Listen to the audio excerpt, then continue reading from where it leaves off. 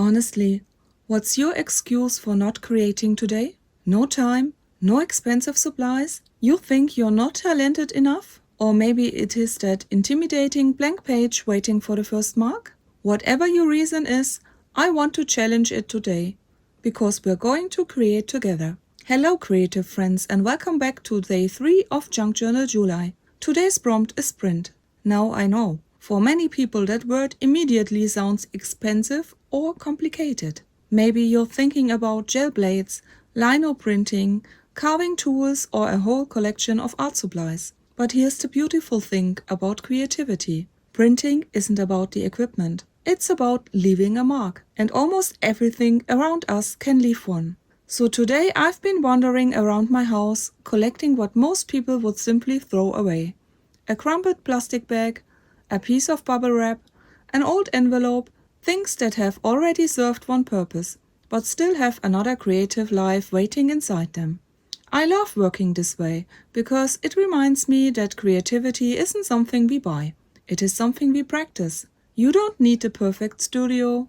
You don't need perfect materials. You only need curiosity. For today's page, I'm using inexpensive acrylic paints in fluorescent yellow, fluorescent orange, and fluorescent pink. It is one of those very gray, rainy days where everything outside feels muted. Have you noticed how our choices of color often reflects what we need emotionally rather than what we see around us? Whenever the sky turns gray, I instinctively reach for bright colors. It's my small rebellion against dullness, almost like painting my own sunshine. My idea was to create a soft ombre transition, moving from the lightest color into the darker ones while blending everything together.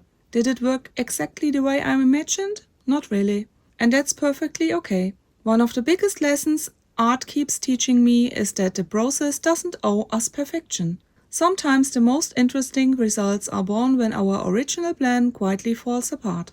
Instead of fighting those unexpected moments, I've learned to become curious about them. So I simply pressed my plastic bag directly onto the page. The wonderful thing about acrylic paint is that it almost always has a little bit more to give. There was enough paint left on the back for a beautiful second print onto ordinary printer paper, and even after that, there was still enough color left for an old envelope. Nothing goes to waste in my studio. In fact, I think that's one of the reasons I fell in love with junk journaling. It teaches us to look at ordinary things differently.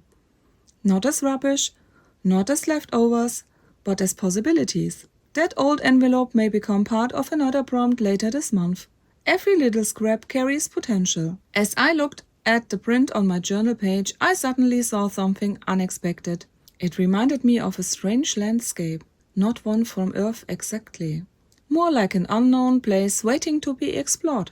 That's another thing I absolutely love about abstract backgrounds. If we spend enough time looking at them, they begin telling us what they want to become. Instead of forcing an idea onto the page, I like listening to it first. The page usually knows before I do. To bring out the shapes I could already see, I reached for my colored pencils.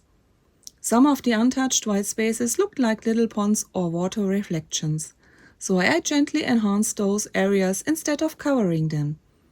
Sometimes art isn't about adding more. Sometimes it's about noticing what's already there.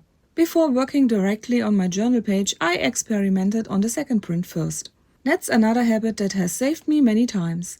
Testing an idea removes so much pressure. You don't have to wonder anymore whether something might work. You simply know. Since my journal page had only artwork on one side, I decided to use that second print to back the page. It ties everything together while making good use of every piece I've created. Nothing wasted. Everything appreciated. So tell me, how is your junk journal July going so far? Have you been able to keep up with the prompts? Have they challenged you, surprised you, inspired you? I'd love to hear about your experience, so let me know down in the comments. One of my favorite things about this challenge is seeing how hundreds of people interpret exactly the same prompt in completely different ways. It reminds us that there isn't one right way to create. There never was. I'm incredibly grateful to be one of this year's contributors. A heartfelt thank you to Lindsay from The Vintage Button and Sandra from Be Happy Stationery for all the love, organization and hard work that goes into making Junk Journal July happen this year. This challenge creates such a welcoming creative community and I'm honored to be part of it. As my page slowly evolved, it still felt slightly wild and chaotic, and somehow that felt incredibly honest. It reminded me of something Paul Cézanne once said: "We live in a rainbow of chaos." The older I get, the more true those words seem. The world often feels noisy, uncertain, overwhelming. That chaos doesn't stay outside. It follows us into our homes, into our relationships, into our thoughts, and inevitably into our art. But maybe that's exactly why creating matters so much. Art gives us a safe place to meet ourselves. Not the version we present to everyone else, but the quieter, more honest version underneath. Every brush stroke, every color choice, every collage element, every tiny decision reveals something about who we are in this moment. Creating isn't only about making beautiful pages, it's about paying attention. It's about slowing down long enough to notice how we actually feel. When we allow ourselves to create regularly, we become more familiar with our inner world. And when we know ourselves better, we often respond to the outside world with a little more patience, a little more kindness, a little more peace. Real peace rarely begins somewhere out there. It begins quietly within us. One page at a time, one creative moment at a time. That's one of the deepest gifts art has given me. It doesn't remove chaos, but it teaches me how to exist peacefully within. As I looked at my finished page, I felt it still needed one final touch. A simple black border. Sometimes the smallest details bring everything together. And of course, I had to include today's quote. I hope today's project reminds you that beautiful prints don't require expensive equipment. They only require the willingness to experiment. So if you've been waiting for permission to begin creating, this is it. Grab whatever you have nearby. A plastic bag, bubble wrap, an envelope, some leftover paint, and simply start. If this video found you after the official beginning of Junk Journal July, don't worry, you're not behind. There is no behind in creativity. Join whenever you discover the challenge.